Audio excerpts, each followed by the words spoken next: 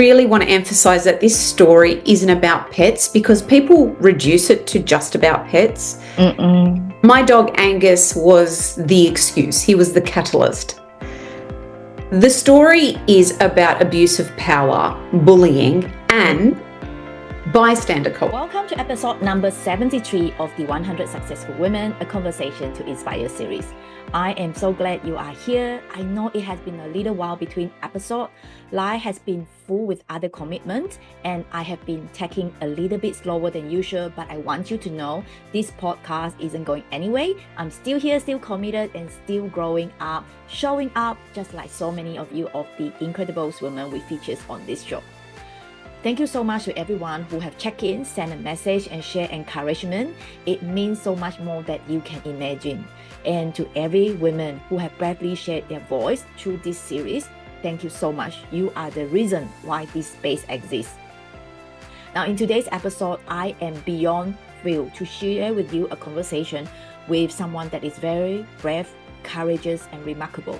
Jo Cooper, a singer, songwriter, storyteller, and a fierce advocate for social change. Jo became widely known after her 5-year battle to keep her beloved dog Angus in her Sydney apartment. The fight led to the landmark court ruling, one that now protects the right of department residents across New South Wales and is studied in the universities. But Jo's story goes beyond the courtroom. She's a survivor of the abuse, a voice for the voiceless, and the founder of the Good Warrior. Standing up against domestic violence, systematic injustice, she's also leading the call for the CLARES law to be implemented nationally in Australia to better protect people from domestic violence. Jo is bold and unshakable determined. This episode is packed with inspiration, resilience, and the power of a one woman who refused to be silenced. Let's dive in to listen to Jo's stories.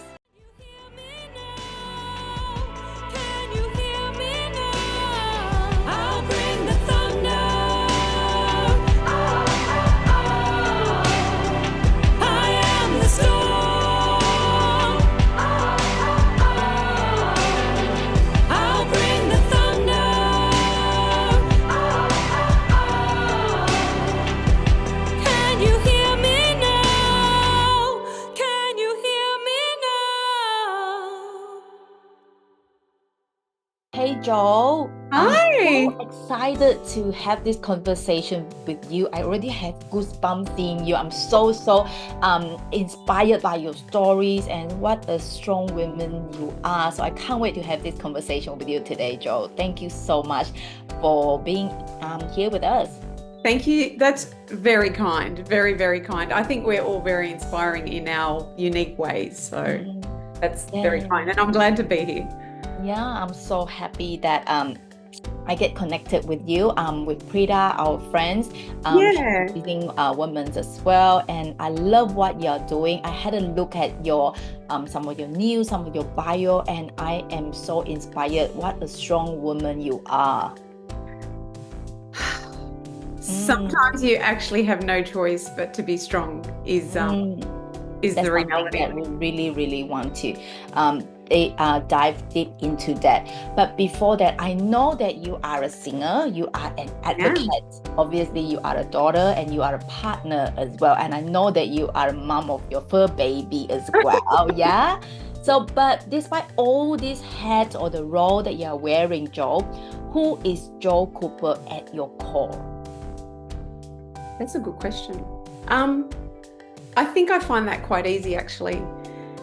I'm just a fellow human being who deeply, deeply wishes that we were at a point that we could see each other first and foremost as human beings, without the labels, without the bias. I think I grew up like that, and I thought for a very, very long time that other people thought the same. I'm a very intense feeler. Like I feel deeply and I get impacted by the wrongdoings of the world. That really both impacts me and drives me. So I guess, yeah, my answer is definitely just a fellow human being. Yeah. That is so beautiful. I love that. And I think it's such a great podcast and conversation today is going to be, because that's I'm so curious about your stories and your journey, and definitely how you got onto this journey. So I did read some of your story and news that I mentioned earlier. Yeah. Your journey as an advocate, artist, and storyteller is very, very inspiring for sure. Can you take us back to the moment that when you realized that you had to fight for your rights in the Cooper case? So maybe you can briefly mention a little bit about Cooper case to our listeners as well, and what gave you this courage, because it's a very, very hard journey, I can imagine. To tell that story, I'm going to take it back a lot further back, because I've always, from memory, have had a strong sense of self. I knew what I stood for. I was always curious as a child. Like, I drove my parents mad, especially my dad, with all the questions I had. I wanted to know everything. And, coming from an ethnic immigrant family, that staunch, because I said so to my questions, or no, or you don't need to know that, were not fulfilling for me. I needed to know more. And my father was a very strong individual. He also had a strong set of values. And I think as children, we don't appreciate it at the time. I just remember thinking, why do I have strict parents? Why can't I sleep over a friend's house or go to a party? And that really stuck with me growing up. I learnt a lot about punctuality. We would turn up anywhere an hour or more to always be on time. And it was just those small things that I guess shaped me, and watching my parents walk their talk, so to speak. We all look at our parents and think they're flawed, and they are, of course, they're human. However, that strictness also gave you a sense of value and a certain level of standard. And my parents would do anything for anybody. It was never, I'll do this for you if you do this for me. It was, what can I do to help you? And so when you watch that, it's just the normal. You don't think that's special or inspiring. It's just what you do. Yeah. And I think that's where my sense of humanity came from. And then I started seeing this boy. I wanted a pair of shoes. So I'll paint the whole picture for you. I wanted a pair of shoes, and we were at the shops, and I saw these shoes I really wanted, and my father said, no, I can't have them. And I rarely asked for things. And if I did, most of the times, because it was a rare ask, he would say yes. This particular time he said no. I didn't realize what was going on at the time. And clearly we were under some financial stress. But he followed with, if you want them so badly, go and earn them yourself. Go and buy them yourself. So that afternoon I went and got a job at the local fruit shop. How old were you at the time? I was barely 14. I was very young. And I do believe my dad wishes he bought me those shoes. But where that got me to was, by the end of the week, I had enough money to go buy the shoes. So I, cocky little me went up and I said, okay, Dad, you have to take me now and get the shoes. He was a bit angry, but I do believe he was a little bit impressed. What that led to, however, was I met a boy at this job, and he was my first boyfriend. And we were not, the word boyfriend was absolutely taboo. It was just a no-no in our culture. And he sort of became a habit, first relationship, first love, all because when my father found out, he said, I forbid you to have a boyfriend. And that word was so strong to me. And I thought, you can't forbid me to do anything. I'm watch this space. I'm going to marry this man, boy back then. But long story short, years went past and my father passed away. And in that time, that partner became violent. And there were things that I hadn't seen leading up to that. Anyway, long story short, I ended up being flicked out of a vehicle and in hospital. Oh. However, the moment that stuck with me about bystanders, I didn't know that word at the time. I was on the floor and I just saw eyes, indifferent eyes staring at me. And not one person even attempted to come up to me to just say, are you okay? Can I call somebody? Nothing. And I was infuriated by that. I was, here I was clearly not okay because I was damaged, but my focus were on these people just staring at me. And I thought, if that was me, I'd be running up without hesitation. And so that was my first, what would you say, experience with really becoming a bit obsessed about human behavior. It just didn't sit right with me. I couldn't understand it. It just became really front of mind for me. So fast forward to when I moved into our current home, I'm going to try and make this short because it is a long story. I asked a question about adjusting a bylaw that we had, and it was around pets. For me, I really want to emphasize that this story isn't about pets because people reduce it to just about pets. My dog Angus was the excuse. He was the catalyst. The story is about abuse of power, bullying, and bystander culture. Because this question, there was no malice in this question. I asked, why do we have a pet ban when the building is full of pets? Ultimate response was, if you want a pet, shove it in your bag like everybody else and keep your mouth shut. Now, someone like me is not going to accept an answer like that. We are grown adults being asked to act like misbehaved children in our own homes. So I couldn't understand it. It escalated from there. A massive hate campaign, very strategic, I must say, that still continues to this day, was, sent out, and all the, I call them flying monkeys, quite frankly. If nobody knows that term, look it up.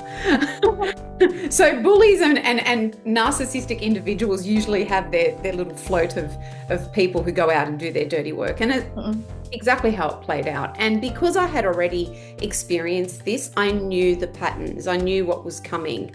I just couldn't understand the severity of it because all I had done at this point was ask a question. Angus wasn't even in the building.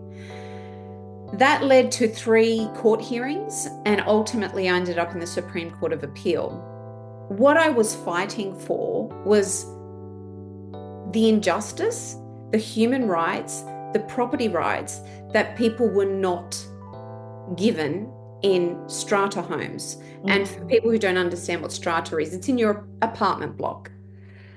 It was basically conveyed that because we live in strata, we have no property rights. And that was just blatantly incorrect. I fought that because it represented so much more than just pets. For me to ask a question and that being the response and everything that came with it, I mean, this is very surface level, but I was verbally assaulted, physically assaulted.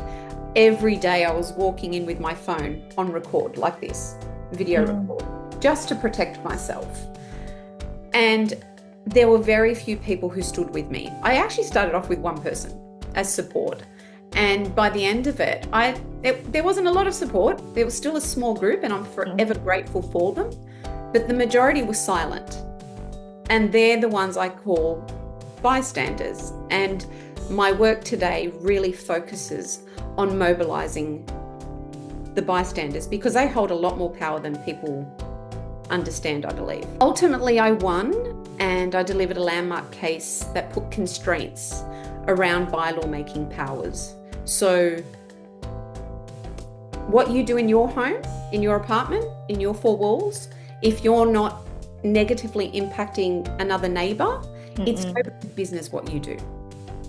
So it's about being respectful.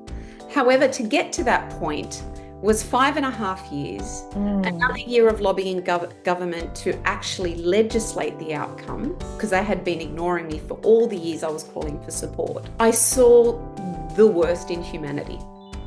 And the pattern is what disturbs me, because advocating for domestic violence has happened since my very first relationship. The bullying, the bystanding, the disrespect, marrying all that up, the strategies are no different. And so I try to educate people on the links between disrespect, bullying, violence, and ultimate tragedy. Because for me, and I just did a post about this yesterday, a lot of people in this space focus on the crisis. Let's react to the crisis.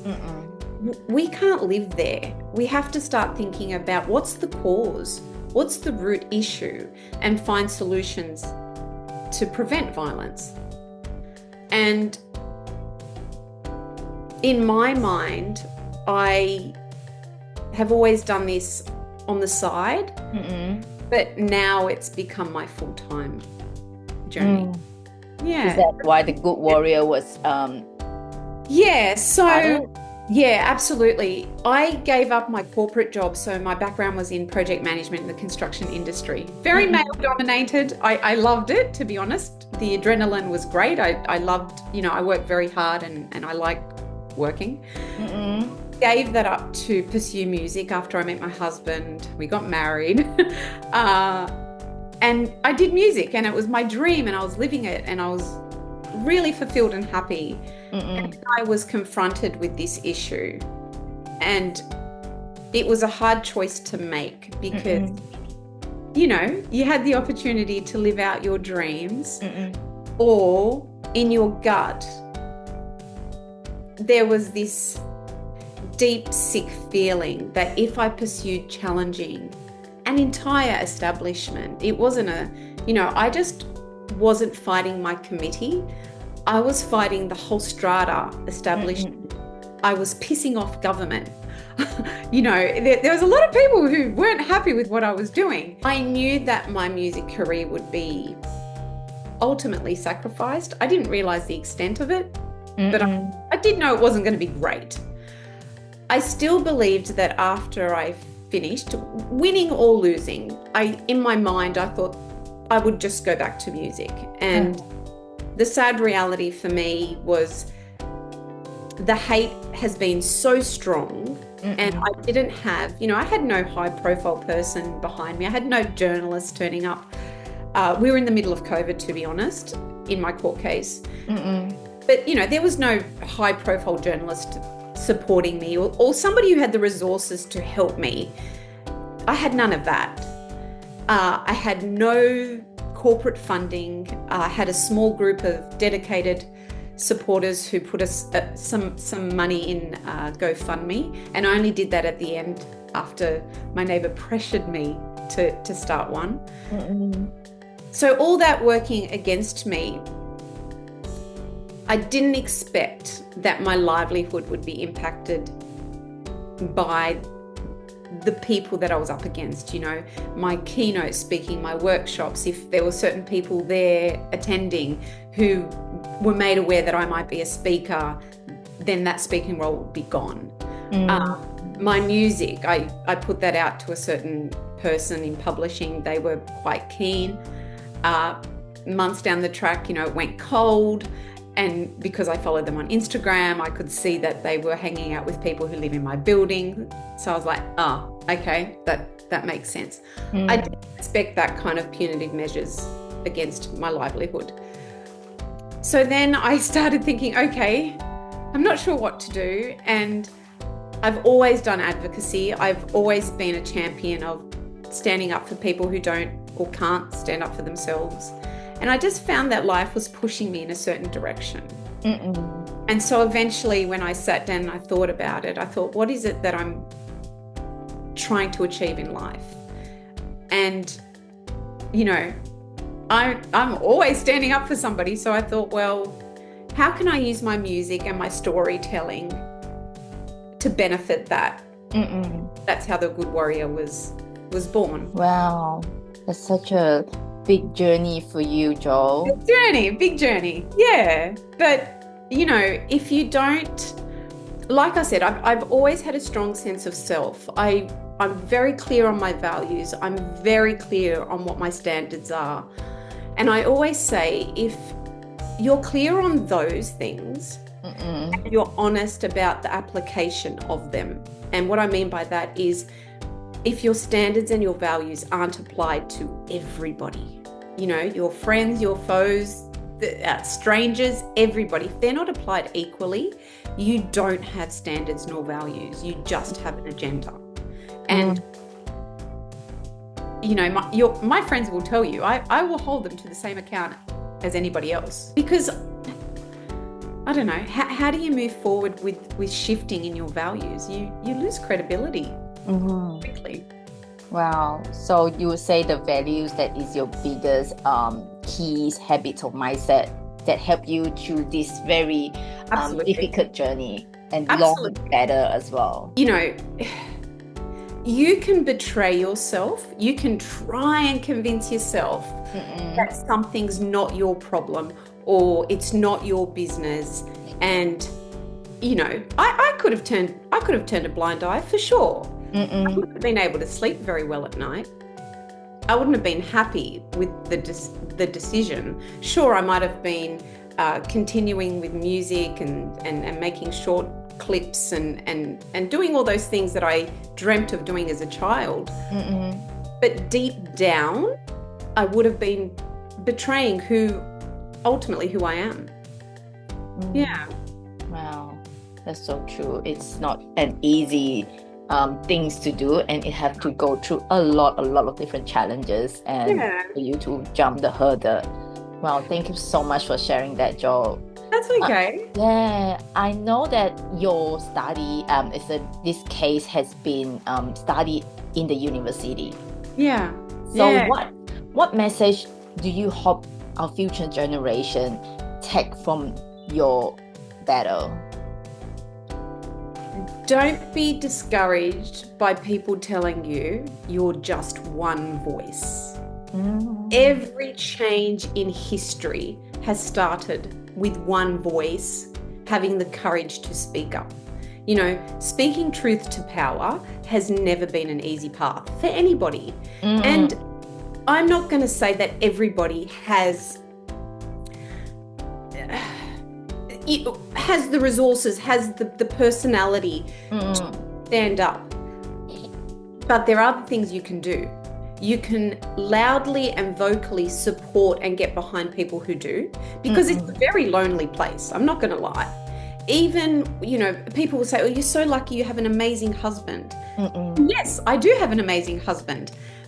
But, you know, we had to make the decision that my husband had to continue working. He had to keep going. He couldn't drown in what I was drowning in. And that was very deliberate. We spoke about that often because he was feeling guilty that I was going through what I was going through. And I also knew that I couldn't have him also deal with the day in, day out detail, because we'd both be losing it, and we couldn't afford to do that. People need to speak up, because the hate is louder than the love. That's just human nature. You know, people would go out of their way to email me, to mail. Like, people would send mail, hate mail, to my letterbox. Like, I used to sit and think about it. You've actually walked to a post office, paid for a stamp, to send me garbage in my letterbox. What kind of human are you? You don't even know me. Based on, Facebook comments or media releases, nobody knew the full story. The media were making it out about just a dog, and people could, all they saw was, oh, this crazy woman's fighting about her dog. The media didn't do me justice in talking about the bullying and abuse. I specifically told them an incident which, if I'm really honest, it's what sparked me in taking it on so quickly. I was called a stupid little brown girl who will be gone in a week. That comment to me was pretty much the fire that was lit in my belly to say, wow, we are still in this space. We are still dealing with racism, sexism, classism, all the isms I was dealing with. In 2015, that started. And I thought, yeah, this is not cool. And so there's going to be hate, there's going to be pushback, there's going to be criticism, but people do that anyway. Even if you're sitting on the fence and you're doing nothing or you're people pleasing, people are still criticizing you.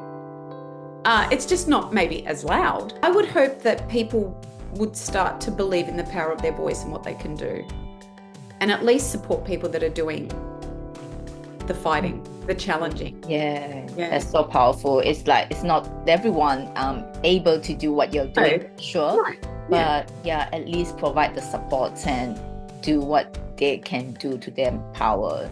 Yeah, I know that Joe, you are currently advocating for the Clare law. And it is something that probably not many people know about it. Do you mind to share with us? I'd love to. It is such an important movement because it's around domestic violence, which is such a big topic as well. Can you tell us what it is and why it is so crucial for Australia? Clare's law is a law that started in the UK. And unfortunately, this woman lost her life. The usual story, her partner was violent. And the law was developed so that people could go to the police. I'm going to really simplify this. You could go to the police and ask if your current partner or potential partner has a history of violence. So it's about the right to know. Now, that doesn't necessarily mean that once you know you're going to dump your partner. Maybe you will. But what that does is gives you the tools and the knowledge to know and understand that the person you're with at this time or potentially thinking of being in a relationship with has a history of violence. It gives you the opportunity to have a conversation and it gives you the opportunity to just walk away. We seem to have this really bad habit of protecting the perpetrator, the abuser. And it's something I will never understand. Because I'm sure this is no surprise to you. Every week, if not every second day, or multiple times a week, hear about domestic violence. It's been decades. And we're still in the same wheel. Somebody dies, somebody's been abused. It's just the same story. The headlines are sensationalized. It's never about the perpetrator. I'm not even going to repeat some of the headlines, actually. We know the stories. We know the patterns. Clare's law would give people the ability to find out. And I say this, it's not bulletproof, but no solution is. However, if we don't start pushing legislation and laws that at least help prevent it from happening in the first place, I feel like we're just forever going to be in the reactive crisis wheel. And so we have, what date is it today? I think we've only got 5 or 6 weeks left for the petition. We need 20,000 signatures. The current petition is in New South Wales. The hope and the dream is that we get it applied nationally. I know that in South Australia, they've applied part of Clare's law. In the UK, it's benefited so many people. So I'm a bit disturbed about the silence from some organisations. It's quite sad to see because to me, it's a no-brainer. It's not much to think about. So currently, someone can't find out the background of another person, whether they are involved in domestic violence before. No, because we have privacy protection. Yeah. And it's funny because Australia has, we've got privacy or we've got no privacy. We have nothing in between. Like I said earlier, we are constantly protecting the abuser. And abusers thrive. They thrive on a few things, but the two that are really prominent are people's silence and anonymity. They can just continue repeating the cycle. And we give them that power. So Clare's Law at least starts the process of taking that anonymity away. Does that make sense? Is that clear? Yeah. Yeah, because like, for instance, working with children, you need to go for a children check, but this is not allowed to be done if there's an adult. Yeah. I mean, I know that if it was me and I was in the dating pool today and the horrific stories I'm hearing from, both girlfriends and male friends, I would like to know. I would at least like the opportunity to have the conversation.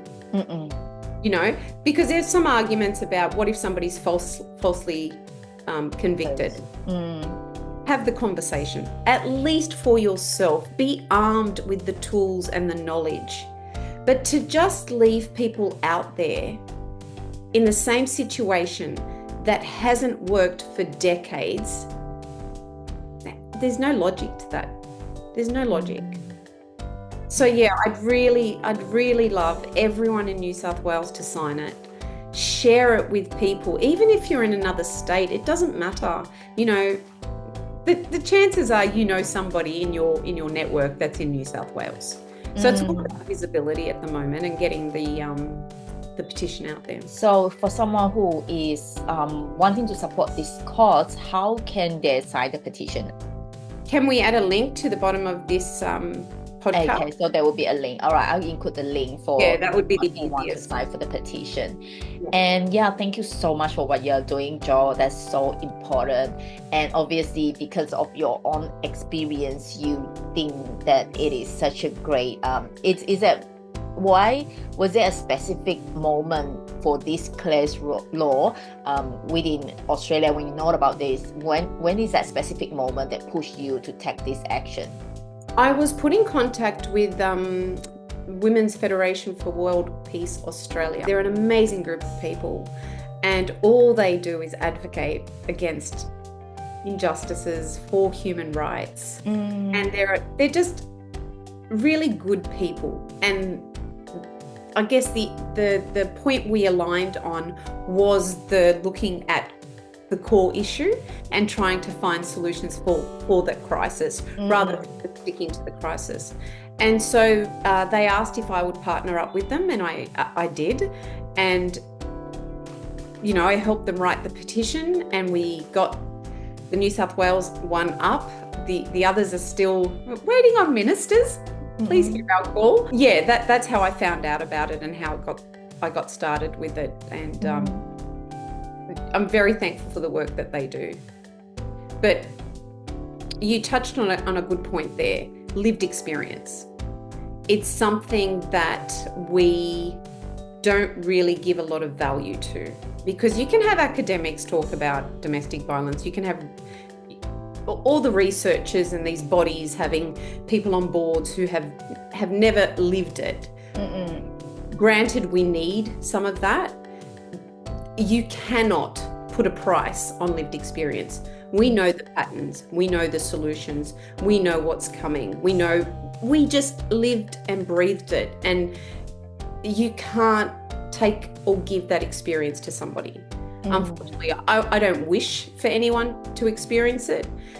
The reality, though, is a lot of us have, and we're not being spoken to, and that's a real problem. So true. Because the people that are signing it and are engaging with Clare's Law, I can tell you predominantly have either lived in this situation, family member has been impacted. The organizations, funnily enough, not interested, which is really poor form in my opinion. Yeah. Wow. It's such a challenging journey, and not definitely need a lot of courage and a lot of determination, and that's hard work for you, and I acknowledge you for doing that, Jo. It's such a powerful step and things that you have been doing. And yeah, I also know that like you say, you are a singer, you have your music, and you have, I did hear, listen to one of your songs. You have a beautiful voice, and I love that. Thank you. So with the music, yeah, it's such a powerful lyrics as well, and it has been a powerful journey for you, I can imagine as well. So if you have to choose one song out of all the songs that you have written, I know it might be hard for you. That's hard. Yeah, so what is the one song that best represents your story and your message, and which one would it be and why? That's such a hard one. I'm not going to lie. There's three that, okay, I'll try and I can't actually put these in order if I'm honest with you, but I'll break down the three. So Don't Turn Back was my domestic violence song, was my story about my first partner. And I can't even tell you how many years later I wrote that. It was, I think it was 10 years after the fact, because I couldn't write about it. I couldn't even talk about it. Yeah, I couldn't talk about it. Couldn't even. But when I wrote it, and I remember finishing up in the studio and listening to it in the car on the way home, and it was just this, I felt really empowered. So that's one that's very special to me. Can You Hear Me? That one's very recent, raw, and means a lot, because that song's a call to action. It's an anthem, you know. And I'm glad you said about the lyrics, because I'm very strong on lyrics and messaging. It's really, you know, you can try and ruin me, you can try and break me, but I'm going to come back, you know, stronger. So that one's a powerful one. Then there's Gasoline. And the reason I love Gasoline is it's a metaphor. And when I wrote that song, and I don't often sing when I'm angry, I had an incident that morning here. I was bullied and abused before I was on my way to studio. And I was just so mad. I had all this tension, and I just, you know, there's a big note of Gasoline, and that was me just singing my heart out. And that one holds a lot of passion and rage, I would say. So that would be my three. They would be my three. But hard to choose between them, to be honest. Those three sounds really powerful one, and I listened to the first one that you mentioned. That's such the one related to domestic violence, and I can feel that, even though I haven't got a chance to listen to the other two, but it sounds like it's going to be very powerful and inspiring, and it's a great way for you to convey your message as well. I've always found, you know, you can talk to people, and of course that's inspiring, and you can have people listen to music, and again, inspiring. When you combine music with a story, so I have a video clip for Don't Turn Back. I have an animation for Can You Hear Me, because we were in lockdown and I couldn't shoot a video. I don't have one for Gasoline yet, because that one in my head is a very big production. But when you mix music and storytelling, you cut through such deep emotion in people. And when you can tap into that emotion, I truly believe you can make people do amazing things. You can really inspire them to step up and take action on things that they may not normally do. So So I know I'm biased, but I do believe that the power of music and storytelling really help. Music is very, it got into emotion, like you say. Yeah. It can be like in people's, maybe towards many, many years later as well. Yeah. There's a song I wrote called Broken many years ago, and it was the first song I wrote not on my own, based on my experience. It was actually about three different people that I didn't know. I had watched their stories play out, and I was so impacted by them that I wrote Broken. And I never resonated with Broken until I filmed the clip, and until I went through the last 10 years, and now Broken is one of my favorite songs. And it resonates with me a lot more now. But that speaks to the power of music. At the time, wasn't my favorite. Yeah. It was a nice song. I liked it. It just didn't, because I wasn't writing it from first-hand experience, I wasn't feeling it as much. But now, I find that to be a real song that resonates. And it's actually it's a favorite of a few people that I know. Yeah. Wow. It's strange that a lot of stories that make us feel differently at a different stage of our life, right? Yeah. And I think that's, you can hear a song, or you can watch a movie, or somebody can tell you something, but it won't hit you. Yeah, until later. Until the precise moment you need it. Yeah. You know what I mean? And I think that's the power of inspiration. I really hate the term influence, but inspiration is powerful, because you can inspire people without even knowing that you're doing so. I don't think people should set out to influence each other. That's just my opinion. No hate. I just think if you're coming from an authentic place and your message and your intentions are really clear, you'll find people that are inspired by you, whether you're doing it on purpose or not. Yeah, that's for sure. I love that. Yeah. So for those of you who are listening, if you haven't got a chance to listen to those songs, make sure you do look for Jo's. Is that on your YouTube or? Yeah, Spotify, wherever you listen to music, Apple Music, Spotify, YouTube, it's all there. Yeah, that's very, very inspiring. And I am very well aware of the time.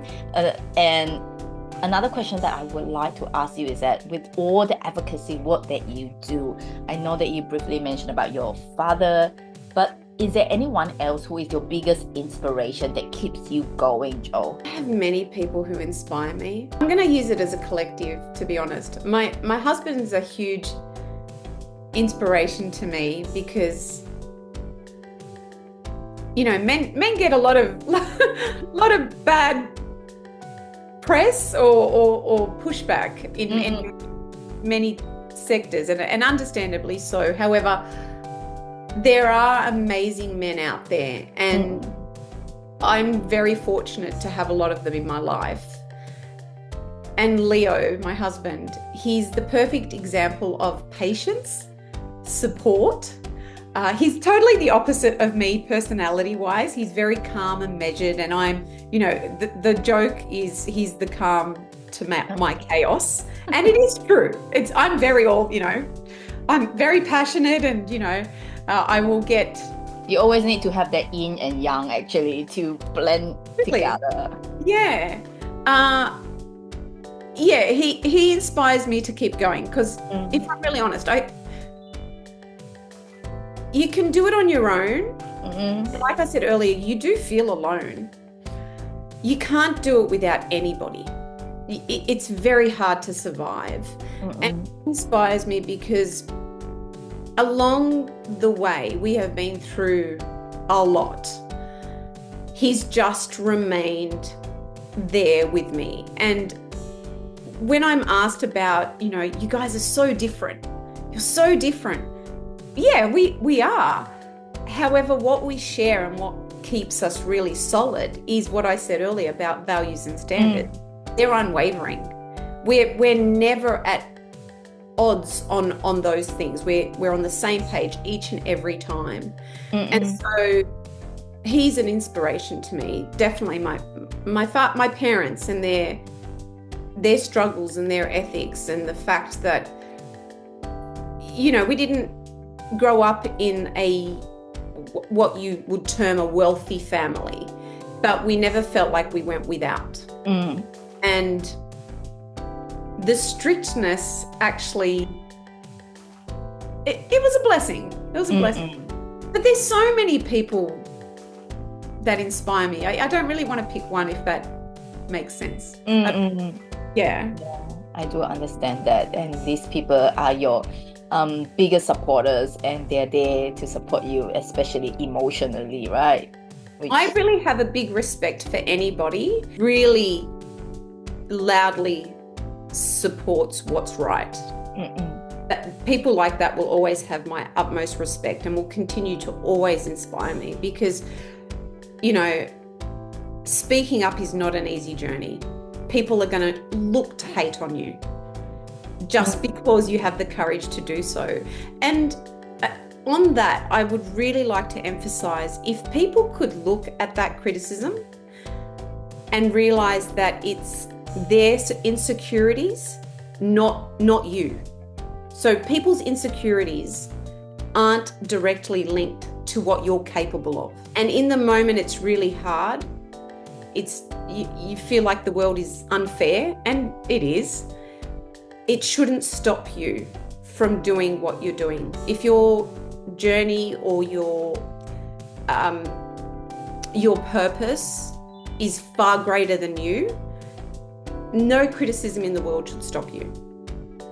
No. But yeah, like I said, I think if I really want to emphasize anything, if you don't have the makeup, the resources, you just can't lead change. This isn't a criticism of you. You do have a role to play, though, and that role is support those who are. That's so powerful. Thank you so much for what you're sharing, Jo. It got us into a lot of deeper thoughts on what you just shared, and it's definitely I want to acknowledge and kudos to you. Sometimes it's a journey that you say it's going to be lonely, but you did that for so many years and you keep going, and really appreciate what you're doing, Jo. Thank you for having me and sharing. Thank you. Yeah, but before we wrap up today's conversation, Jo, for women listening today, because this is a 100 Successful Women podcast, who maybe also want to make an impact but feel like their voices don't matter. So what is your one last piece of advice for them to step into their powers? Go and find women who are doing what you wish you could do. So people will admire you from afar and not reach out to you.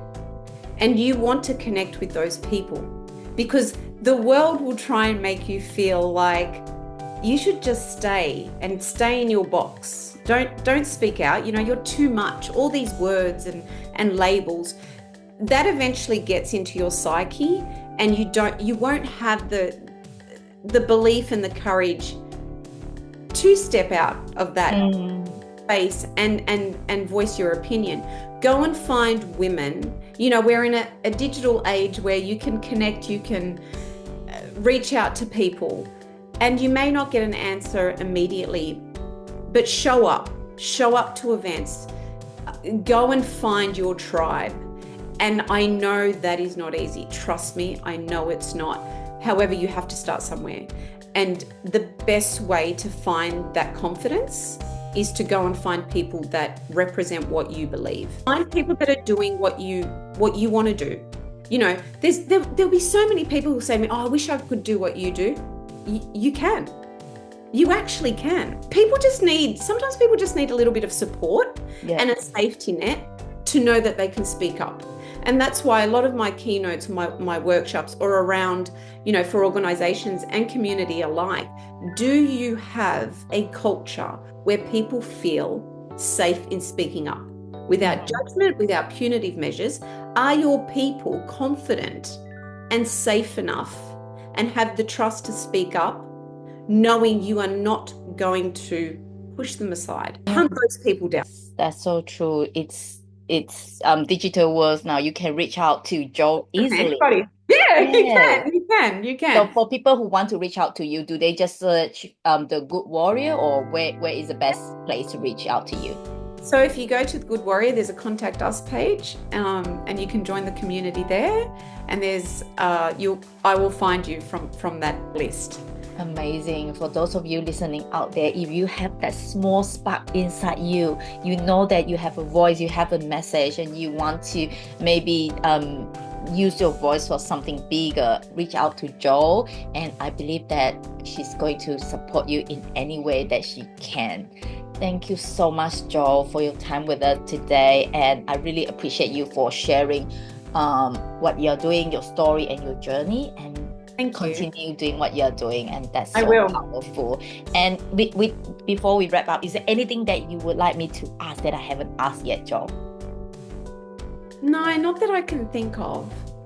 Not that I can think of. Mhm. I just really hope people start believing in their power. We as human beings are way more capable than what we. Can you imagine? Yeah. I guess thinking about it, what I would say though is we can get really caught up on global issues. We can fixate on global issues and feel really powerful in posting about global issues. But my question to people would be, what are you doing locally? What are you doing in your immediate circle? Because to make a difference, you don't have to go and combat the world. Do you know what I mean? There's a difference between looking good and actually doing good. So there's this trend of jumping on things when they become popular or when they're a crisis, and it's safe to do so. But what are you doing to the person in front of you that needs help? Are you speaking up for them? Are you supporting them? You know, you really have to ask what your intentions are, because if you're not supporting the people in your immediate vicinity, you really have no business shouting out and posting about global issues. Because we make a difference by starting where we are, starting with our own community. And so focus on that first, and the rest will grow, because what we do at home, absolutely, I believe to my core, has a domino effect nationally, globally. However, you really do have to start where you are. Yes, be the change that you want to see, and it's all start with you. Yeah, I know it's cliche, but it honestly, it's true. You can't focus on things that are just easy and popular to support because everybody. Yes. You have to support people that are right in front of you, because a lot of times people overlook their neighbor or overlook the person that needs help who's blatantly right in front of you, because there's no media around them. Profile. Nobody's going to see that you're helping them. Why should I help them? They're exactly the people you need to be supporting. Yeah, that's so true. It's such a powerful message that you share with us, Jo. I really think that it's such a privilege to have this conversation with you today, Jo. Not at all. I like I said, we all have the power to do something. We really do believe that. You just have to make the choice to want to do that. Yes, let everyone do a small part, even just a tiny step, that 100%. You don't know how much effect that you have. Yeah, exactly. Thank you so much once again, Jo, for your time with us. And yeah, for those of you, I'm going to include the link and sign the petition if you can. And reach out to Jo if you need anything. Warrior, it's a good community. It's a good and real community. Yeah, for sure. That's such a great conversation with you, Jo, and I'm looking forward to hear more about your story in the future. Thanks, Vivienne, and thanks for creating a space for women. Thank you so much for sharing your story. See you again. Yeah, definitely. Bye.